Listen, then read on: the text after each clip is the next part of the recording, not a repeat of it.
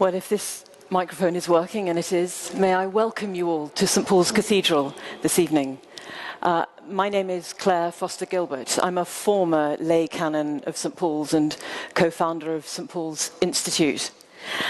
I want just to apologise for those of you who came a fortnight ago to hear our speaker, David Bentley Hart. As you perhaps realised, I hope realised then, that he simply couldn't get out of the States because of Hurricane Sandy. But we do apologise to you for that. I'm hearing plans for perhaps having him over here next year, so our chance will come again. Could you also raise your hand if you can't hear or if we're not speaking clearly enough? We do. There's a hand waving here. I don't know if... Is it not loud enough? The microphone is here. The microphone is attached to my cheek. How's that? Right. So I'll introduce our speaker in a moment. But for those of you who've not been to one of our events before, let me explain briefly what will be happening. In a moment, Timothy Radcliffe will talk to us about what is the point of being a Christian. If you have a question for him, please write it on the back of your leaflet while he's speaking and hold it up, right up, to be collected. We'll collect questions until about 7:30. Do please keep them as brief as you can.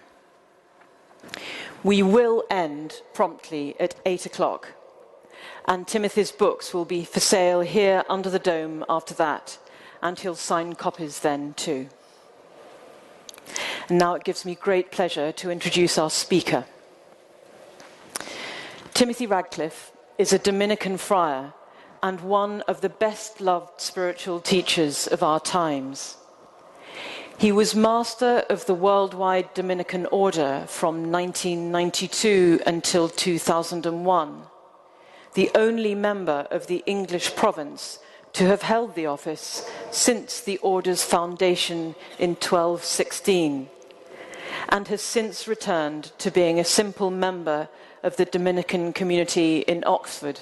I had the privilege of being taught at Blackfriars when I was an undergraduate by Simon Tugwell, so I know your home a little.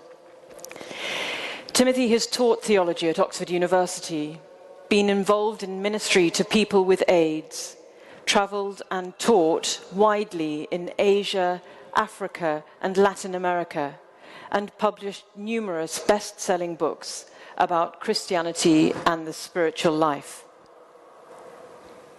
Timothy's going to talk to us tonight about what is the point of being a Christian, which began with that sharp question being put to him by a friend, and ended with him winning the Michael Ramsey Prize for Outstanding Theology for the book he wrote in answer. The demand for him to speak, preach, lecture, and lead retreats all over the world means that he more or less lives the life of a wandering friar, and we are delighted and honoured that he's here to speak to us tonight. Please welcome our speaker.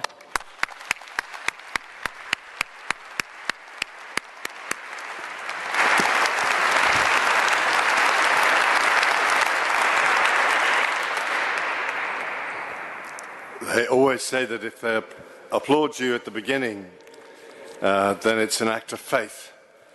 If they applaud you halfway through, it's an act of hope. If they applaud you at the end, it's an act of charity.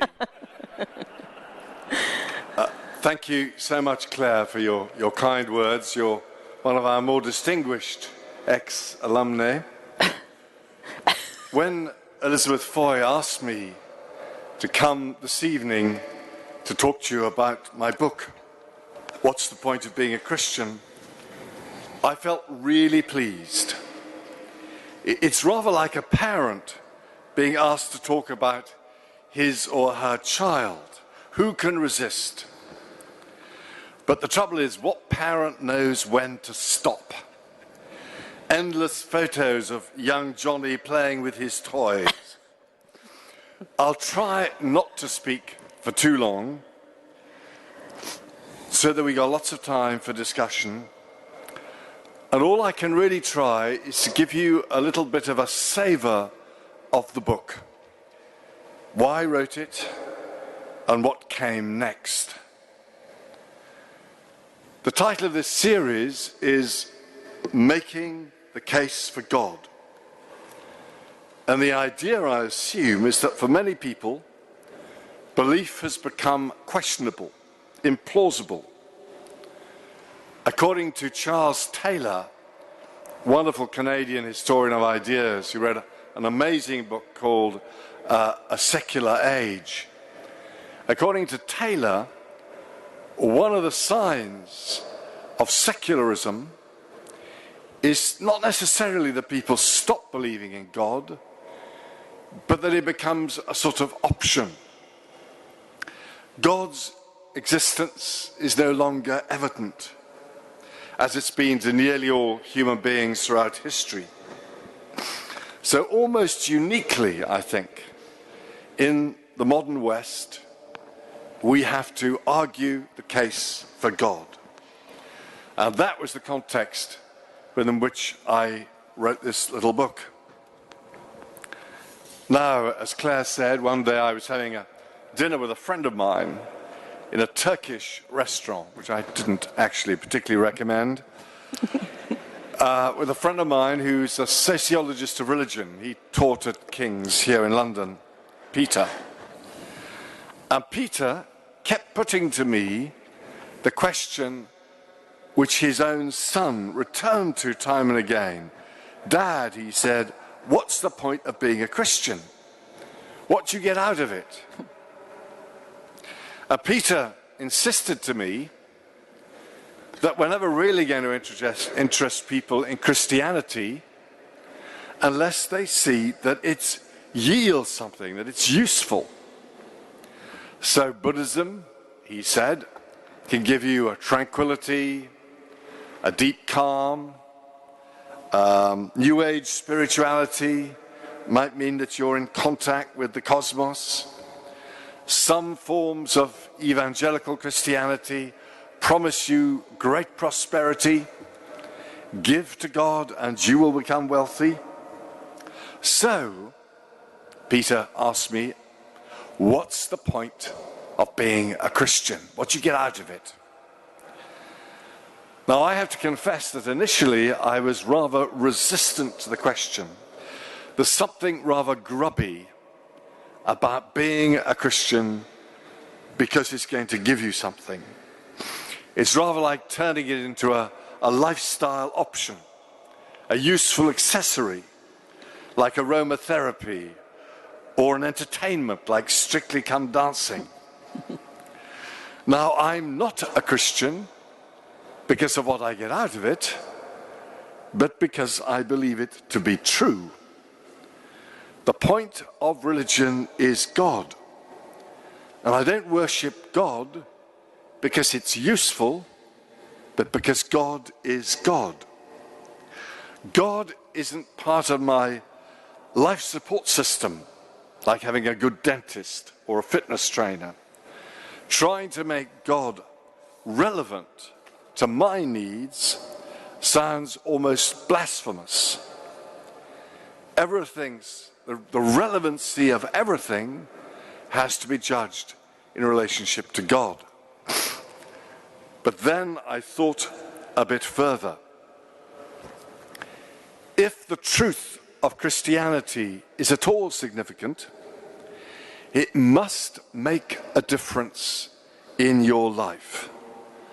There must be something about the life of Christians which is provocative, inexplicable, which makes people pause and wonder. It certainly isn't that we are any better than anybody else. That would be an odious claim and is evidently untrue. And anyway, Jesus said, I came to call sinners, not the righteous, and he goes on doing that. So what difference does it make? And what I argue in this book is that Christianity should touch us with a sort of strange freedom, a paradoxical joy, and an odd sort of courage. Now and various other things, but I won't go into those this evening. Let's begin with freedom. In February 2000, I was visiting the order in the Czech Republic. And we had one evening in a little town in the south of the country called something like Šnomoy. And we had the usual sort of feast, you know, when Dominicans gather together, lots of beautiful beer and slivovitz and fantastic Czech sausages. And then, sorry, I'm not 100% well. And then it was the time for the discussion. And there was a young woman with a number of young children. And she said to me, Timothy, how can I convince my kids of Christian moral teaching? She obviously had the same problem many parents in the West.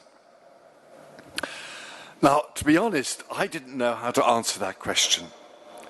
So I niftily passed the question like a rugby ball down the line to my assistant for Central Europe, a chap called Wojciech Giertig. Wojciech is a Pole, professor of theology at one of our universities in Rome, and he's now the Pope's personal theologian. So this isn't any old wishy-washy liberal like me. He is, in a way, the top theologian in the church. He is the one who makes sure that the Pope doesn't say anything wrong. Quite successfully, unfortunately. But it's nice to see your assistants doing well, isn't it? Anyway, Wojciech went over to a big blackboard and he drew a little square in the corner. And he said, now inside that square, imagine you've got all the commandments. Is that what morality is about? And everybody said yes. And Wojciech said no. And then he drew a great big square, 5 times as big. And he said, all the rest, all that space is freedom. He said, God isn't actually very interested in commandments. All of moral theology is about teaching you to be free. That's the teaching of the Gospels. And even more important, of course, is the teaching of St. Thomas Aquinas. Now, this answer fascinated me because it's in direct contradiction to the normal understanding of Christian morality that you get anywhere, which is that it's about obeying rules, especially the 10 Commandments. I'm reminded of another Polish Dominican who, on the night before the Battle of Monte Cassino, looked out of his tent and he saw thousands of Polish soldiers who wanted to come for confession. What could he do? So he made them all lie on the ground with their heads down. And he read out the 10 Commandments and he said, if you've broken one of the commandments, wag your left foot. And with your right, indicate how many times.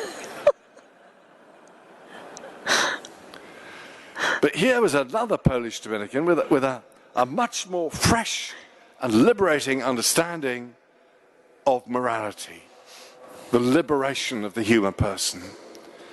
So I decided that when I had a sabbatical, I would go to Berkeley in California and study the moral theology of Aquinas. And what you find is in fact all about forming us to be free and to share God's joy.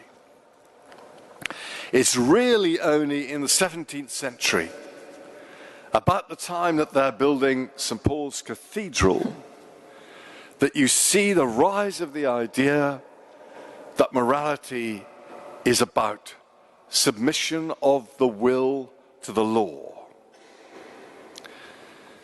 Freedom. Freedom for us certainly includes freedom of choice. The freedom to choose to do what is right or not. But what the gospel shows us is a deeper freedom, which is to give your life away with the spontaneity of Jesus.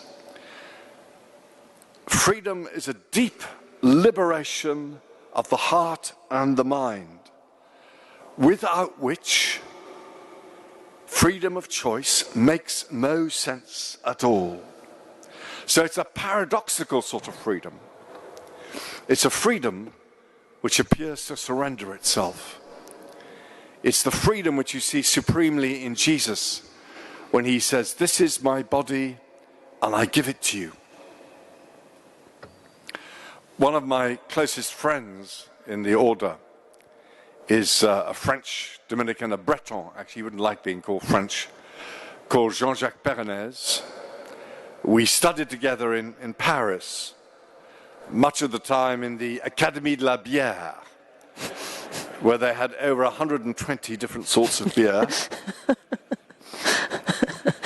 Jean-Jacques trained as an economist, and his first mission in the order was to go to Algeria, where he looked at problems of irrigation in the Sahara.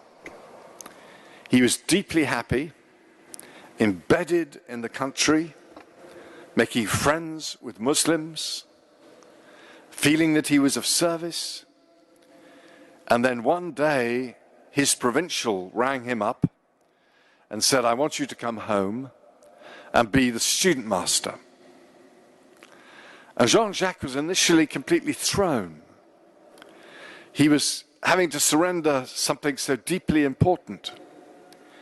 But then he remembered that his supreme act of freedom was to give his life for the mission, for the preaching of the gospel to the order. So he went and found a bottle of champagne, which was a bit of a challenge actually in Algeria. And he gathered his friends and he said, "Let us drink to freedom, the freedom to give our lives away." And then a few months later, I was elected Master of the Order, and I was looking for a senior assistant who I knew well, who I could work with. And I tracked down Jean-Jacques, who was on retreat. And I said, "Jean-Jacques, will you come to Rome and work with me?" And he said, "Can I think about it?" I said, "Of course." He said, "Can I take a month?" I said, "Well, what about a day?" And he said, "Oh, don't bother, I'll come." But he said, "You've got to get another bottle of champagne." Now that, it seems to me, is the spark of Christian freedom. It's a freedom that you exercise in a variety of ways, perhaps giving your lives to your wife, your husband, your partner, giving your life to research, giving your life without reserve for the search for justice and peace, or even becoming a Dominican. And then there's joy. Who on earth is going to see that there's any point in being a Christian if we are miserable? H.L. Mencken, the American newspaper editor, defined Puritanism as the haunting fear that someone somewhere may be happy.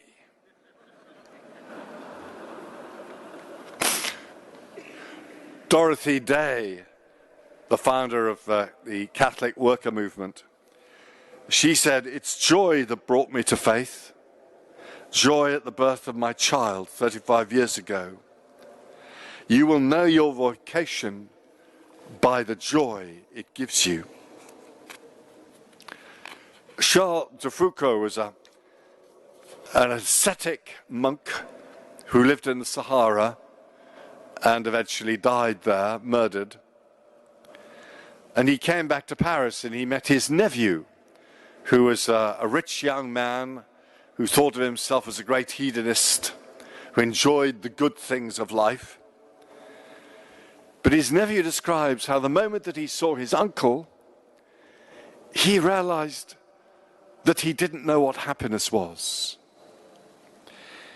He said, he entered the room and peace entered with him. The glow of his eyes, and especially the very humble smile that had taken over his whole person, there was an incredible joy emanating from him. Having tasted the pleasures of life and able to entertain the hope of not having to leave the table for a while, I suddenly realized that I hardly knew what happiness was.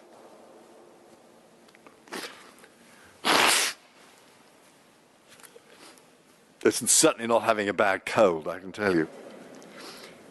We believe that human beings are made for happiness.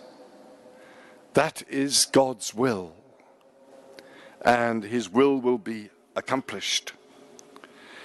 It's said that when St. Francis preached to the fish, even the fish were happy. Though naturally, as a Dominican, I would like to wonder how you can tell a sad fish from a happy one. Young people want, above all, to be happy. But the happiness that young people seek is fragile and threatened. It has to be fought in a world with as much violence, sexual abuse, drugs, inner city desolation, collapse of the family, and maybe a whole lifetime of unemployment. A recent book that I've only had time to glance at by Harriet Sargent is called Among the Hoodies, My Years with a Teenage Gang. And it shows you the utter desolation of so many people in our world. And this is a happiness which is all the harder to obtain because it's an obligation. You have to be happy. You know the way that shopkeepers say increasingly when you buy anything, enjoy. It's not even an option. To my daily fury, the honeypots of Blackfriars have enjoy written on the lids. It infuriates and ruins my breakfast every day. And when the aeroplane takes off, they sit back and say, sit back, relax, and enjoy the flight. And if one does feel sad, then this is seen as failure. A survey conducted by the Church of England of the young, aged between 15 and 25, said sadness is not easily acknowledged in the face of achievable happiness. For this reason, sadness may be a powerful source of hidden shame and loneliness for young people. One reason for the epidemic of suicides in our society is people feel that when they're sad, they're failures. So we are called to embody the beginnings of the joy of the kingdom. But again, it's a paradoxical joy because it embraces the opposite, which is deep sorrow. The most joyful saints are always those who know how to sorrow. Like St. Dominic, I have to mention him, of course, who liked to laugh with his brethren in the day and to weep at night with God. Or St. Francis of Assisi, who was the poverello, the joyful little poor man, who was also the man of the stigmata of the cross. The opposite of joy isn't sorrow. I don't think that you can begin to know what real joy is until you've been touched by the suffering of the world.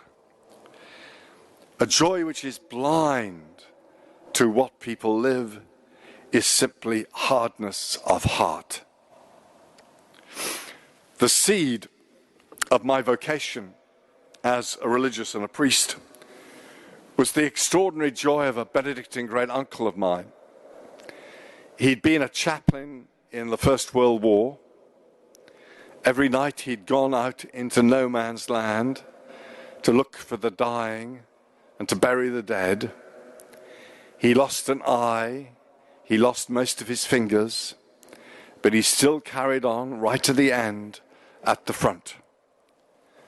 But when you met my great uncle, my Uncle Dick, you were bowled over by his inexhaustible joy. I think if people can glimpse that, then they might see something of why we are Christians. Finally, at this stage, I just want to mention courage. Courage is not being unafraid. According to St. Thomas Aquinas, it's not being the prisoner of your fears.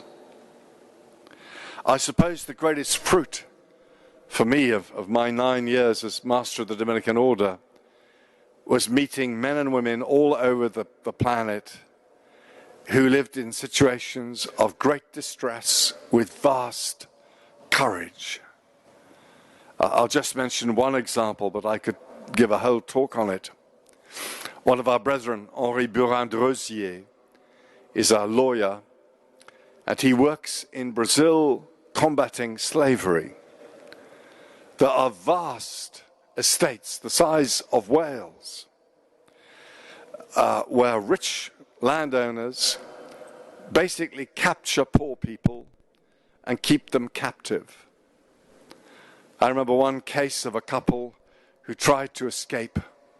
They were hunted down by dogs, and then they were cooked, and then they were fed to the pigs. Henri takes these people to court. And now, finally, he's beginning to have some success. He was rather chuffed when one rich landowner put $30,000 on his head. But he rang me the other day to say how sad he was that he's been devalued. He's only worth $20,000 now. When I stayed with Henri, I didn't realize that he put me in his room for the night. He said he never slept a wink, because if they'd come to kill him that night, they'd have got me instead, which would have been a bit embarrassing. So, freedom, joy, courage, all these find expression in our hope. And our hope often takes the form of song. Songs that keep the pilgrims walking. I came to preach here at St. Paul's not so long ago. Maybe some of you were here. I was asked to preach on St. Stephen and St. Paul. And I invoked the example of an extraordinary film, which I hope you've all seen, Des Dieux des Hommes, of Gods and Men. The story of this little community of Trappist monks in the 90s, living up in the Atlas Mountains, deeply embedded in the Algerian people, who finally find themselves engulfed in violence. The violence of the army, the violence of the terrorists. And there's an extraordinary scene where they're gathered in the chapel, 9 fragile, mainly elderly men, and this helicopter is hovering overhead with its terrible, violent beat, and all they can do is they sing. They sing, O Père des Lumières, O Father of lights, eternal light and source of all light. You illuminate us at the threshold of night with the radiance of your face. The shadows are not shadows for you, for night is as clear as the day. Faced with that violence, they sing. That's the only expression of a hope which is beyond our articulation. Why is it that so often the hopeful people sing? You think of somebody like Albie Sachs, anti-apartheid campaigner, imprisoned in Cape Town in 1963 in solitary confinement. desperately trying to keep his hope alive. And he starts to whistle Dvorak's New World Symphony, the Largo. And he hears somebody whistling back. That's music that gives hope. When my father was dying, I went to see him in hospital, and he asked me if I could bring in his Walkman. And he wanted to listen in the face of death to Haydn's Seven Last Words and to Mozart's Requiem. Faced with death, you want music. So it's not surprising that Lenin wasn't very keen on music. He said, I can't listen to music. It makes me want to say silly, sweet, sentimental things and pat people on the head. But you have to beat people's heads mercilessly. One of the ways that we make the case for God is through music, especially in places like St. Paul's Cathedral. Now, so that's very briefly the book. A few months after it had been published, I had another meal with Peter. And this time, thanks be to God, not in a Turkish restaurant. And he told me that his son had read the book. He didn't know that the book was written in answer to a query of his own son. And his son said, well, that's all very well. I enjoyed the book. It wasn't bad, really. I could see Christ is amazing. But, you know, institutional religion is so dull. Why should I go to church? What's the point of dragging yourself off out of bed on a Sunday? So, drat it, I had to write another book. Why go to church? And I can't help resist telling you the story at the beginning. Some of you may know it, obviously, about the mother who went in to wake up her son. She said, get up, it's time to go to Mass. 10 minutes later, no sign of him. So she went back again. You've got to get up. And he said, oh, mother, why? It's so boring. And she said, you know perfectly well that you must go to Mass on a Sunday. And secondly, you are the bishop of the diocese.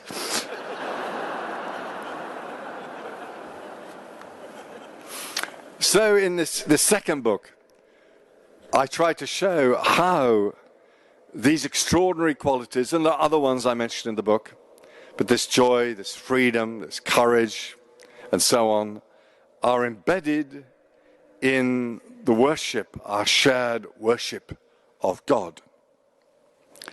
And then I wrote another book called Take the Plunge, which I hope you're all going to buy. My friends tell me they think it's the best book, so please buy it. And there I try to look at the sacrament of baptism and try to see how this vitality, this exuberance of Christianity, this inextinguishable joy is granted to us in the sacrament of baptism. But since then, since I wrote that book, which is about 6 months ago, I have begun to see things differently. I've moved on a little bit. And I think the question that I would put now, making the case for God, is that we have to find a way of touching people's imagination. A few months ago, there was a debate at Oxford between the Archbishop of Canterbury, Rowan Williams, and Professor Richard Dawkins, the aggressive atheist. Though I have to be careful about saying that. Once I used that phrase in a lecture, and I got a letter saying, how dare you call us aggressive, you miserable little ... And that's before she got aggressive. It was a fascinating debate. I really felt that nothing that Richard Dawkins said any of us could really disagree with. He gave a brilliant, fascinating, scientific explanation for so many features of our world that we would simply have to accept.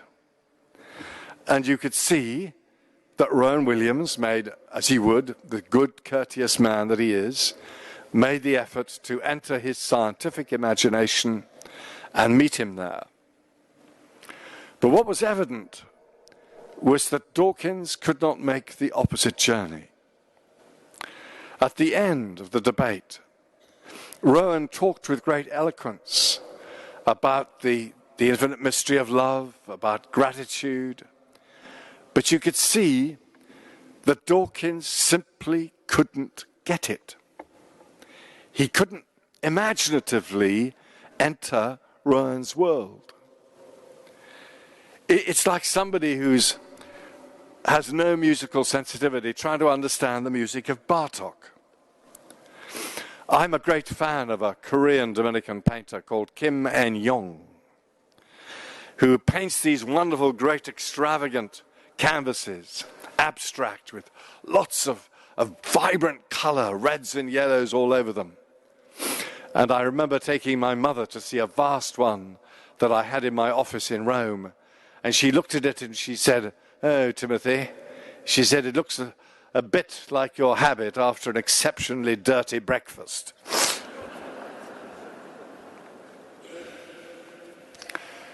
I mentioned this extraordinary film of Gods and Men.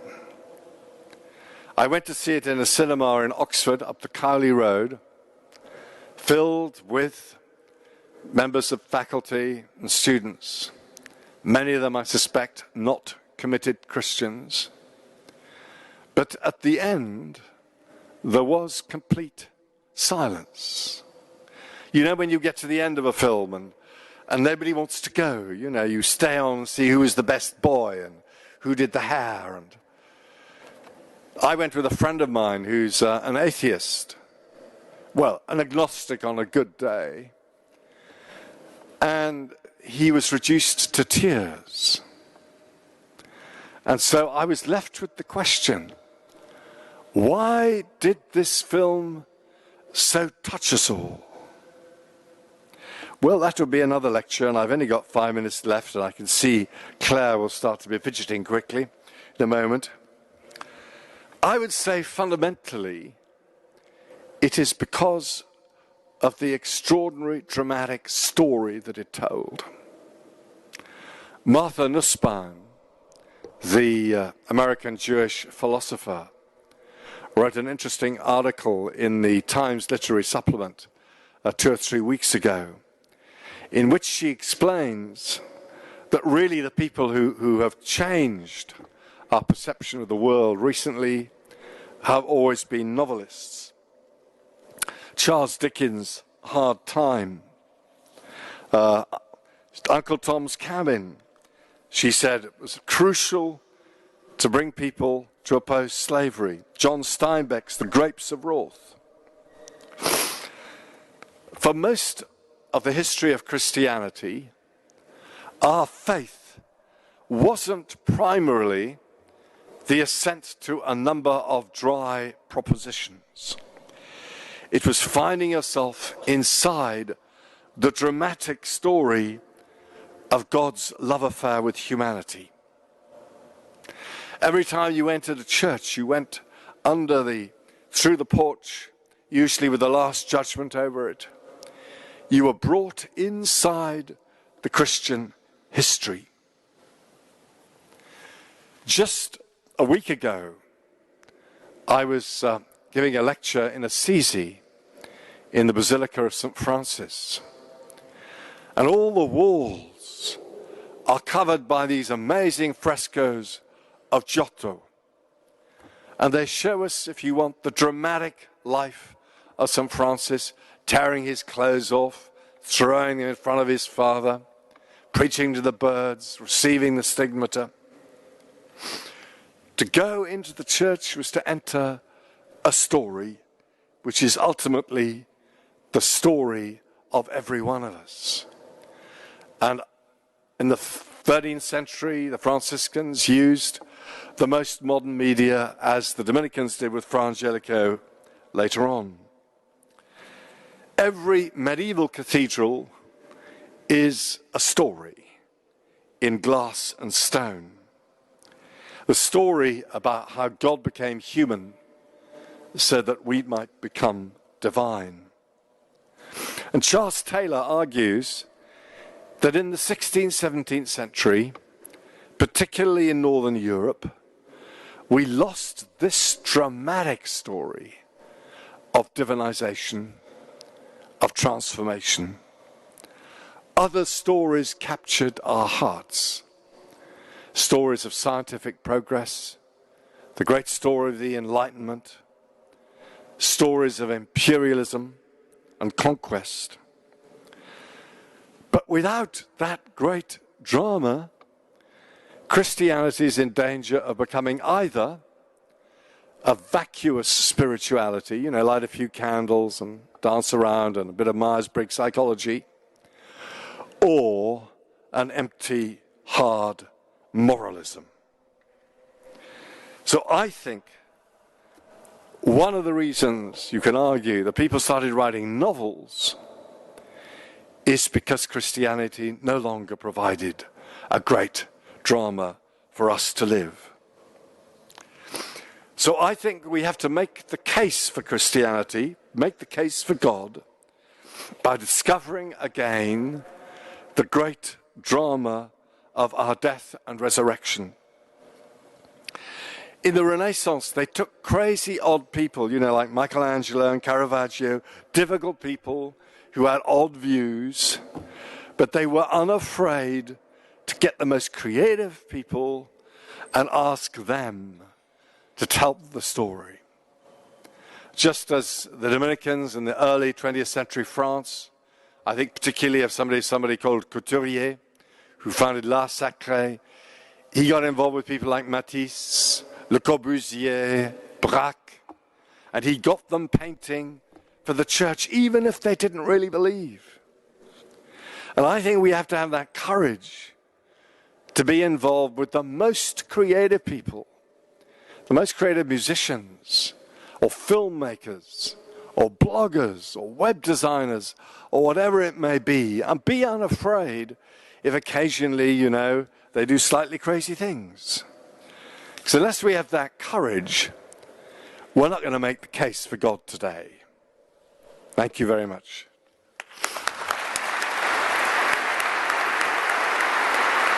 Fantastic, thank you.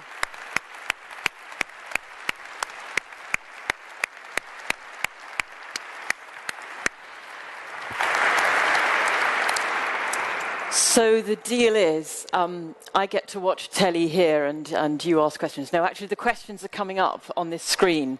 And there are already a few here. We want some wild and risky questions. And what we're going to do, sit down again, is we're just going to have a couple of minutes for you to sit quietly, reflect on what you've heard, let the wilder and riskier questions bubble up. You don't have to say who you are, and we'll continue to collect them and give Timothy 2 minutes rest.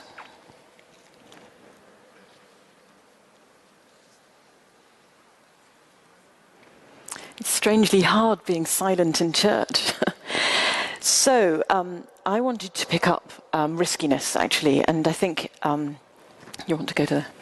I think that definitely Christianity is altogether more risky than we mostly give it credit for. It's more interesting, it's more demanding. I think the rites of baptism and confirmation are shocking rites of passage, and they've been domesticated. Would you just say something about that, something about the riskiness of being a Christian? I'd say that on the one hand, we have to put before people that what's ultimately at issue is whether you're prepared to live and die. I'm always very moved when I go to Africa and I visit the cemeteries around our priories, and you see people going out in the 19th century, usually dying by the age of about 32, 33. It costs everything. And Christianity, of course, in the first centuries, one of the reasons I think that Christianity won the admiration of the Romans was because they saw we were prepared to die. We witnessed with our lives. But can I just interrupt? We aren't, on the whole, being asked to die for our faith, at least not in the West. Does it take that? How can we, in this cathedral or in the streets of London, be risky with our Christianity? Well, yeah, that's a good question. What I was going to say is we have to counterbalance that sense of asking everything with, I think, a wide open acceptance of people who may be fairly mediocre. And I think this is a really, really difficult thing to do.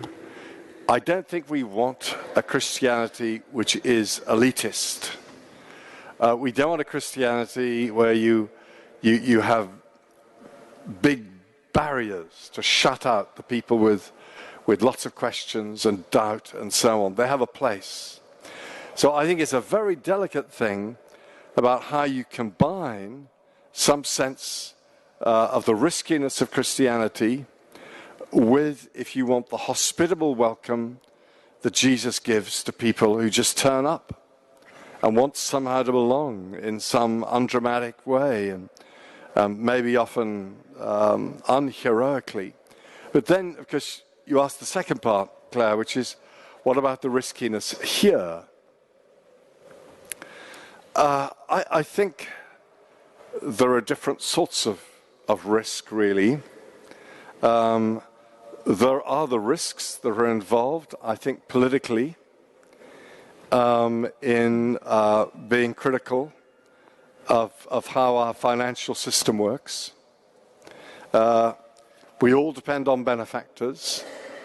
We all are wanting to befriend people who will help us keep St. Paul's up and Blackfriars and so on.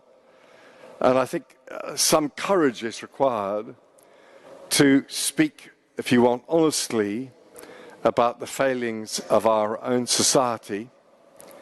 I think that there is a temptation to emasculate our Christianity and make it as if it's all just about nice Jesus. I think also, because still at this moment there are hundreds of thousands of Christians who today live at the risk of their lives. A friend of mine, Rupert Short, published a book, it was last week, called Christianophobia, in which he points out to the hundreds of thousands of Christians who actually risk their lives today for their faith. And it could be quite important that our churches here are prepared to have a presence there, are prepared to visit them and be with them, even though it may very well be quite dangerous. Thank you. So we've got quite a few what's the point questions. One of which is, what's the point of being a gay Christian at the moment? That's a good question. I think that the point of being a gay Christian is the same as being any other sort of Christian, which is that a gay person, like every one of us, is learning how to love. And that's the most important thing. Cardinal Basil Hume, I always found quite inspiring on this. He said, if somebody's gay, why do we always immediately want to think about what they're getting up to in bed? The most important thing about anybody who's gay or straight or uncertain or confused is that they have the capacity to love another, and that God is in that love. God is in the love of two gay people just as much as he's in any love. And I think that's why the church would collapse if we didn't have gay Christians. So often gay Christians are among the most creative people, the greatest friends, that we have. But never the first question is whether they're gay or not. The first question is whether they love. And like every one of us, it's painfully learning how to love well. In that sense, I think the challenge is no different for gay people. I think we have to be completely unafraid about implicating gay people in all our mission. And often there's an assumption that if you're gay, somehow you're second class, somehow you're on the edge, you're not the real thing. And that, I think, we have to do away with. I was very pleased to see that the Archbishop of Canterbury-elect made clear that Christianity must have absolutely nothing to do with homophobia. Thanks be to God. Thank you. And this question has come up from quite a few people, so I have to ask it, which is, what's the point of belonging to different kinds of church? I guess we all want you to be an Anglican, basically, but what's the point of belonging to different denominations?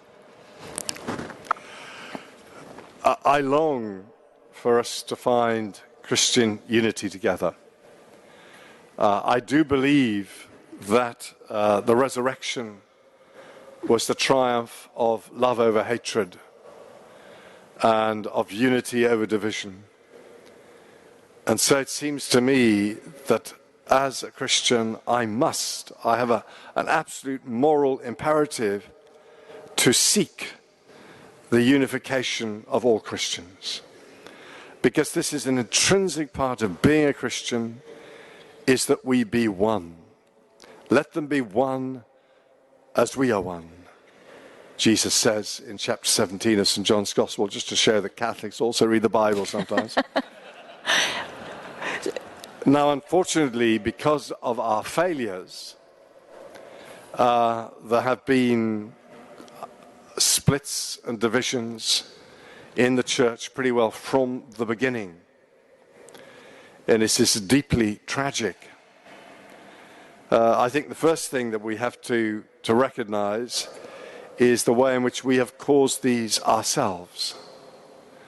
I know that as a Catholic, and I deeply love my church, even though it drives me crazy often, I have to face the failures of my church, which have contributed to Christian disunity.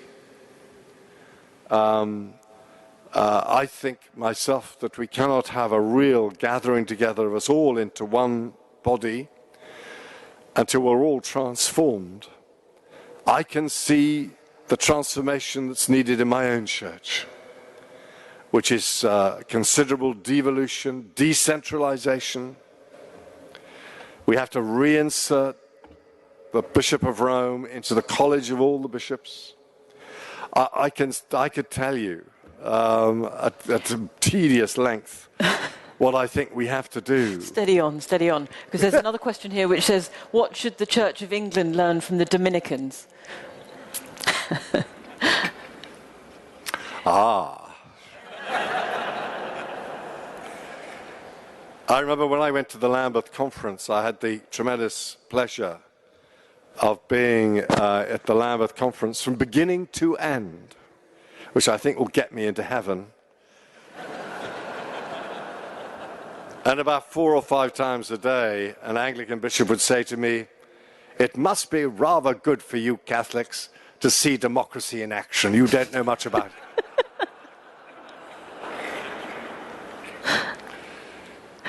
And I did usually restrain myself from saying, "Democracy? You haven't begun to get it." I think in the churches, I think you in the Anglican Church have a very fine tradition of debate and voting. And I'd say that in the order, we make a profound link between debate and reasoning and try to understand those with whom you differ. One of our boasts is that we've never divided as an order. The other orders have divided and fragmented and split into little groups. We've always remained one. And part of it is that we actually believe that faced with dissent, faced with disagreement, if you take the time and you think, if you think and you listen and use your intelligence charitably, you can get through to the other person. And I think that is a lesson for Catholicism equally. We are listening. Thank you. It's a related point, but in a sense this is perhaps more to do with being in an order and being a Christian who's not dedicated to life as you have to an order. So you spoke about being told by your superior to move from one place to another, and this one monk who was doing an extraordinary job in Algeria, was it? And then asked to come and do something else. Have you ever disobeyed or thought that the order that you've been given is just so ridiculously unreasonable and not what's wanted and not what your heart is saying, that there hasn't been joy, in other words, in the obedience? And what did you do? I've not had that yet, but it could happen tomorrow. Of course, again, with us, obedience is very deeply linked with listening. Audience, to listen deeply. Obedience is mutual. Sometimes it happens that a brother, in the end, accepts to do something that they don't really want to do. But there has to be a lot of time for discussion, a lot of time for listening, a lot of time for finding your way forward. But it is what binds us all together. Obedience, not blind obedience. We always say blind obedience is bad obedience. You know, if you think obedience is planting cabbages upside down, you're going to the wrong order. The supreme authority in the order is always the chapter. It's not the superior. It's the general chapter, the provincial chapter, the house chapter. That's the supreme authority, your brothers. Yes, I'm reminded of that moment in the film of Gods and Men you've been quoting from, where they discuss, and they discuss again, and they discuss again what they will do, whether they will stay or whether they will go. And one of the older monks simply says, "I don't know yet." And there's something there about allowing time. And at that same moment, I think, Claire, one of the brethren said to the prior, Christian de Clerget, he said, "We didn't elect you to make decisions for us."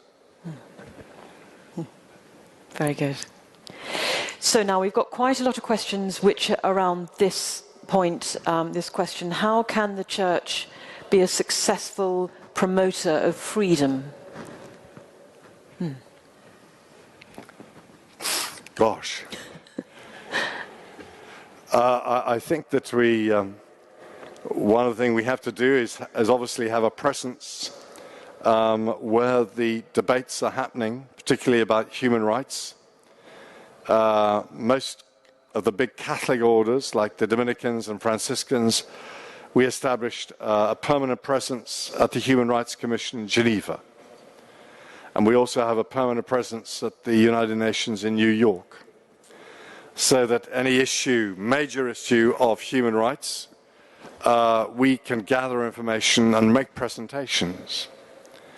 I think we have to learn a great deal more interior freedom ourselves, and we have to be unafraid of saying when we don't know, unafraid of admitting that sometimes we're searching for an answer.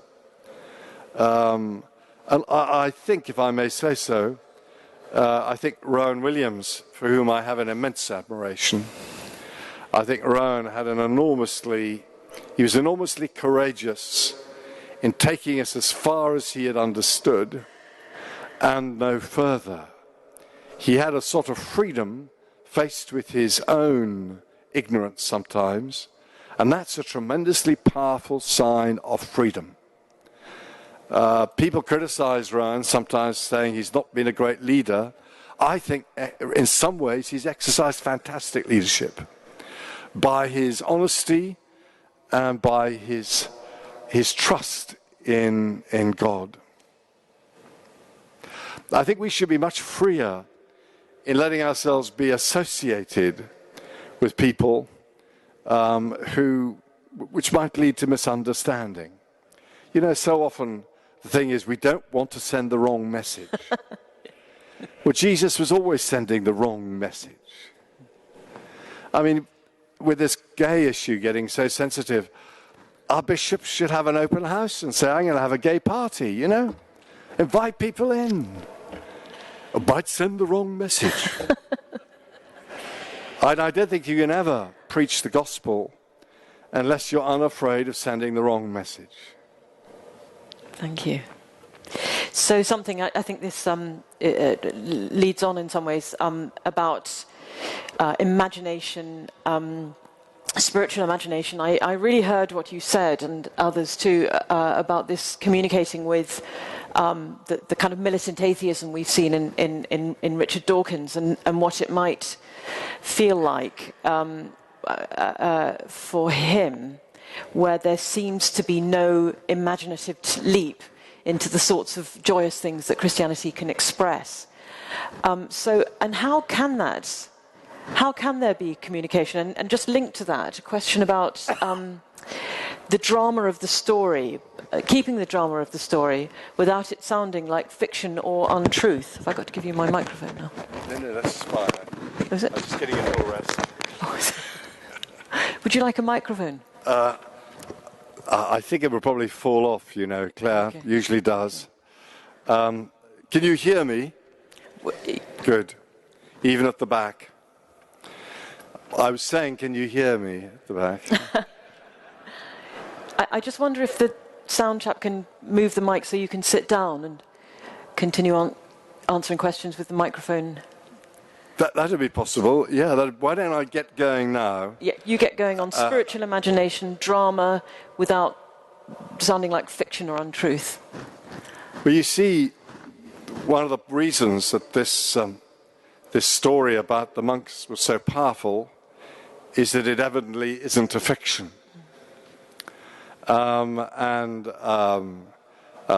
went to Algeria just 4 weeks after they were murdered, and to visit one of my brethren, who's the Bishop of Oran, Pierre Claverie, because he'd received death threats as well.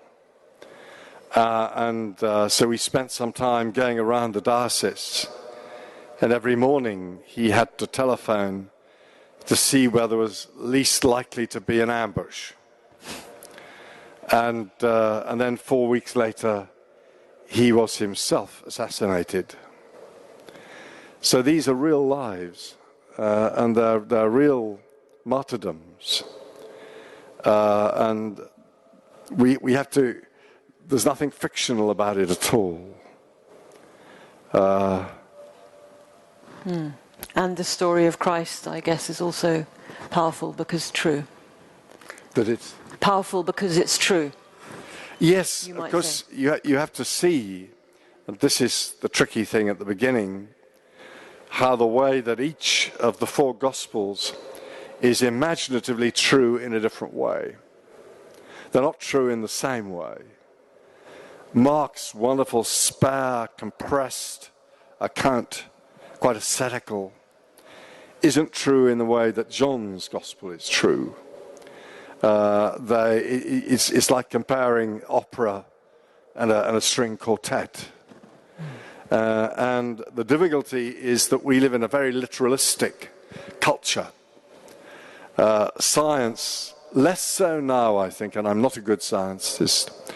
I think there was a moment when science tended to, or at least our misunderstanding of science, push us towards a terrible literalism. So, which is where you get the birth of biblical fundamentalism at the end of the 19th century. We have to rediscover, if you want, the biblical imaginations, which are so different from each other, and let other people tell the story in the way that people like Pasolini did, or even I think Jesus Christ Superstar, rather well. Not, I thought, that rather awful Passion one, by that American actor, I forget his name, The Passion. I didn't like that. Mel Gibson, thank you. Exactly, thank you. I think that the implausibility of Christianity is in some way linked to the fact that artistic creativity is not an ordinary thing in our culture. I think that it should be an ordinary part of being a human being, is that you paint and you compose and you sculpt and you dance or whatever. Act. Human societies normally recognize that this is an ordinary thing. I remember when I went to the novitiate of the order in Guatemala, every one of the dozen novices had made something artistic for me. I mean, it wasn't great art, it wasn't Michelangelo, but that didn't matter.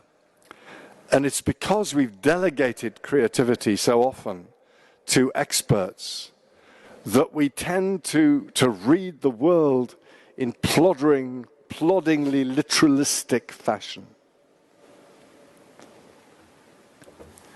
Thank you. Sit down. Behold, my Redeemer cometh. Oh, thank you so much. Do you want to just speak into it? We can see. Is that working? Can you hear? Oh, yes. Breath. And there was a small wind. So, in many ways, Jesus was the ultimate subversive. Is there a place for subversives in the churches today? Absolutely. We got lots of them in the Dominican order. I think there are different forms of subversion, aren't there? There is the sort of cynical subversion, which simply undermines the negative word, the deflating word, the destructive word. And for that sort of subversion, I do not think that we have a place. I think there is a big place for people who will try to take us where we haven't gone before. Meister Eckhart, another Dominican, 14th century German Dominican, he said, you cannot find the truth without 100 errors on the way. And so we have to give people the space to try things out, to turn things upside down, and find their way to some new truth that we hadn't suspected before. So we need that sort of creative subversion, which is often to be found with the artists. Max Ernst in 1923 produced a painting, a famous painting of Our Lady spanking Jesus. And people were so shocked, it had to be removed from the exhibition and locked up for its own protection. But then you have to say to yourself, well, maybe the real scandal was that God became flesh and blood in a little baby who probably needed a good spanking periodically. Quite right. I think the thing about art, though, and artists, is often that's a very painful thing to be. It's a very extreme and demanding thing to be. Going back to your point about mediocrity, I wonder if it's too demanding to ask all of us to be artists, perhaps, or take those risks. But it'd be wonderful if some of us were mediocre artists. Yes. And that's fine. Yes. Yes. There's a wonderful chapter in Timothy's book called The Community of Truth, where he speaks about allowing each other time to come to the truth, which means spending some time perhaps speaking what feels like isn't true. And say my work. We're setting up an institute at Westminster Abbey, flattery by mimicry. And one of the questions that's coming up there, amongst parliamentarians in particular, because of our location, is this desperate hunger and need they have for time to get it wrong before they get it right, because every word that's spoken is in the glare of publicity, and it's such a tough thing to ask of our leaders that they should be right all the time, on message, instantly. How can that possibly be possible? Truth takes time, as Timothy argues in his book, takes time to reach. It's a discipline, not just something that you have or you don't have. Actually, I want to ask you a question about truth. Sorry, this isn't here, but it's just you speak about there being an objective truth. But it's also the case, isn't it, that we all see differently because we all see uniquely from where we sit. So in what way can we speak of an objective truth? I might stand up. Can you really hear from this? You really can you? Good. Aquinas said something really interesting. He said we can make true statements about God, such as that God is good and God is one, God is true, God is beautiful, but we cannot understand what we mean by them. And this is what his theory of analogy. And I think it's very important that we both have the confidence that we don't have to be fuzzy. We can make claims about God. But if they're true claims, then they surpass our understanding, because we cannot understand what it is for God to be God. I think part of the difficulty with the plodding literalism, which is so characteristic of much of modernity, is that we lose often our humility faced with the utter mystery of God. Aquinas said, we are joined to God in this world as to the unknown. And I think if you have that radical humility in the face of the mystery, you will stand by your little truth claims and love them. But they are only the ladder that you climb up towards the mystery which is beyond all words. And that's why, despite outbreaks of intolerance, in many ways, traditionally religious societies often embody an extraordinary mutual affection between people of different faiths. I was reading just recently that wonderful novel by Louis de Bernier called The Birds. And it's about Turkey before Ataturk, before a secularized Turkey. And it's a novel about the extraordinarily beautiful relationship between Jews, Muslims, and Christians. None of them doubted their faith. None of them did not have reverence for the faith of the other. And that implies that combination of confidence and humility, which is often lacking, I think, in modern religious belief, which often tips over into arrogance.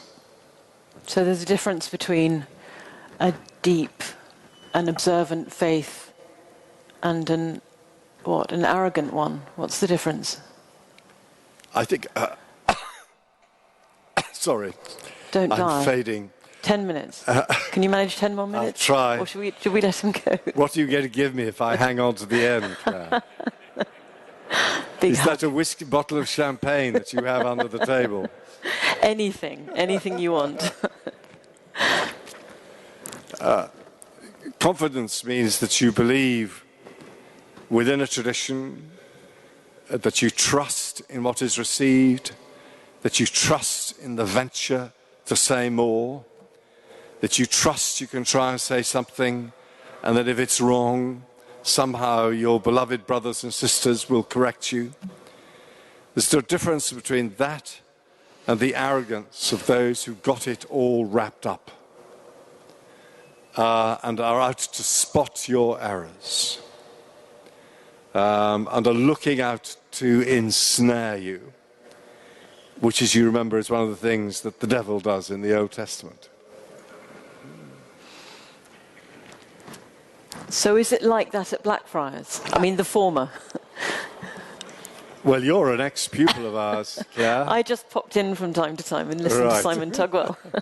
You're all very welcome to enlist, you know, and very reasonable prices. I mean, it's such a wonderful thing to see a group of monks or nuns together supporting each other in this way in a community of love. But we're all also human as well, and we're also all capable of arrogance and conceit and fear, defensiveness. There was a wonderful moment of Gods and Men where Christoph, the youngest monk, is washing up with Luke, who is the eldest. And anyway, they have a bit of a quarrel, and at 1 minute you see Christoph turns and he basically says, "Oh, F off." And Luke just raises, "Ah, c'est la vie, c'est comme ça." And I thought, oh yeah, I mean, I can spot a pseudo-monk in a nanosecond. And I thought, oh, this chap knows what religious life is like. I think that if you live together closely, then you cannot take yourself too seriously, rather like in marriage, I imagine. If you live that closely with a number of brothers, the moment you become pompous, they will tease you. I think pomposity is incompatible with religious life. You might be able to get away with it, I think, as a diocesan clergyman or woman. You know? But with our brethren, they know what you look like when you get up and brush your teeth in the morning, and they go into your room and see the tip, and they've got memories that are very good. So I think that if you live together, you can only do it because actually you laugh a lot. And when I was Master of the Order, and a cardinal came to see me, and he said to me, he was getting his red hat, you see, so I gave him a nice lunch at our HQ. And he said to me, "Now, Timothy, you know how lonely it is at the top." And I said, "No, not with us." You can't be more than one of the brethren. It's impossible. If you became more than one of the brethren, you would be reminded of who you are very rapidly. Thanks be to God. Is it more important to be a monk than a priest? I'm actually a friar. Oh, what's the difference? Sorry. A friar is a brother. I didn't actually want to be ordained.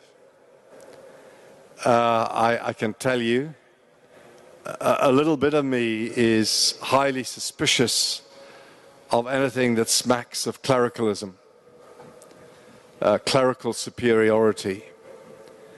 And I joined the order to be one of the brethren. And when it came up to ordination, most of the brethren are ordained, and I became very nervous and resisted. And I accepted ordination in the end because I was one of the brethren, you know. Paradoxically, as one of the brethren, I really saw that I should accept ordination. But for us, if you're ordained, you have to find a fraternal way of being a priest. You have to find a way of being a priest which has none of that awful tendency of clericalism which you find in every single Christian denomination. I learned to accept and even to love my priesthood really in the confessional, hearing people's confessions, because people come to you in desperation and you realize that everything that they've done, if you haven't done it, you could have done. and that you're beside them. And the immense honor and the privilege of being with people as they struggle with terrible problems and even terrible failures. And it seems to me that the only point of being a priest is that you have no superiority. Thank you. Got one more? Have you ever had a time in your life when you've thought there wasn't a point in being a Christian?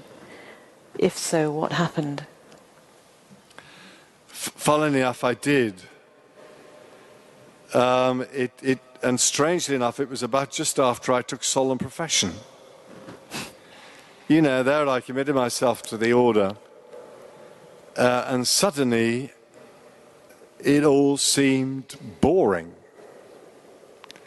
And other things enticed my heart, you know, like sex and food and wanting to get married and have children.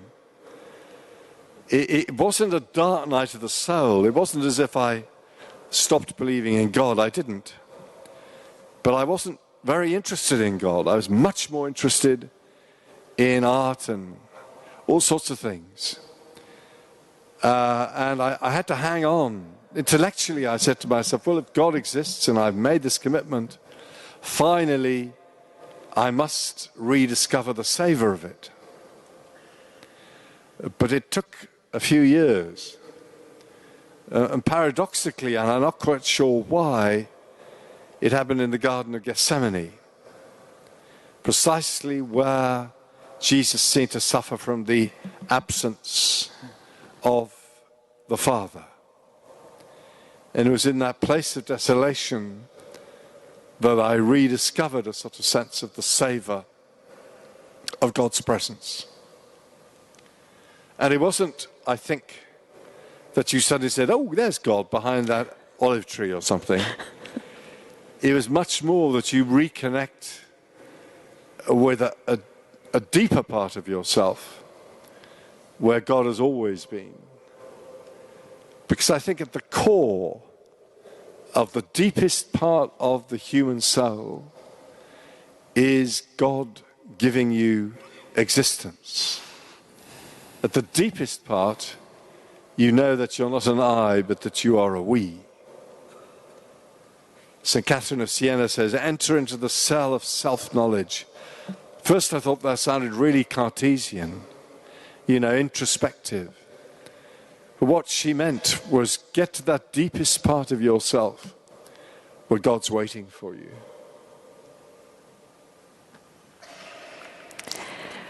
Well, Timothy, you've been absolutely stunning tonight, considering you've not been well, and we have worked you incredibly hard, and I feel that you've given to us from the depths of your soul, and certainly my soul is moved, and I expect the souls of many of us in this, under this great dome are equally moved. Thank you so much.